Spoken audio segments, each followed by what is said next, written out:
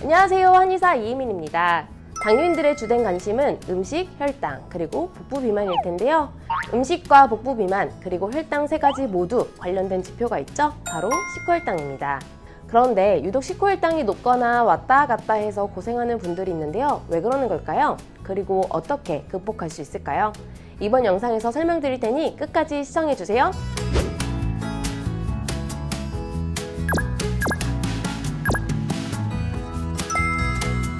식후혈당은 식후 2시간에 재는 혈당을 말하는데요. 1시간도 아니고 3시간도 아니고 딱 2시간에 맞춰서 재합니다.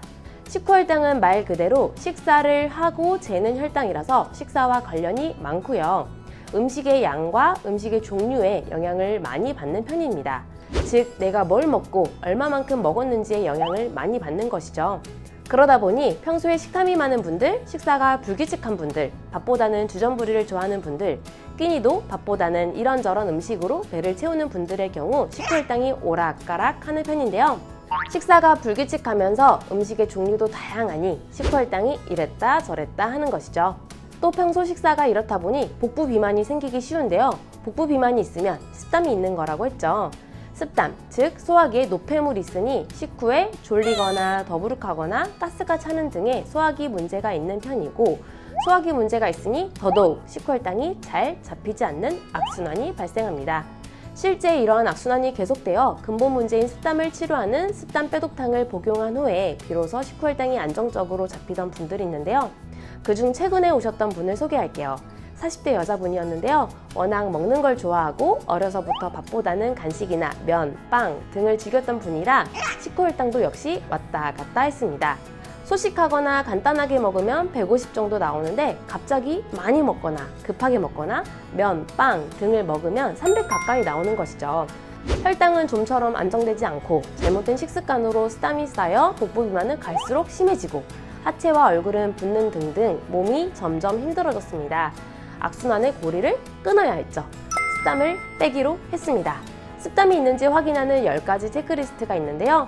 하나씩 읽어드릴 테니 몇 개나 해당되는지 보시고요. 해당하는 항목이 많을수록 습담이 많은 거고요. 단 한 개만 있더라도 습담이 있는 상태라고 보시면 됩니다. 자, 읽어드릴게요.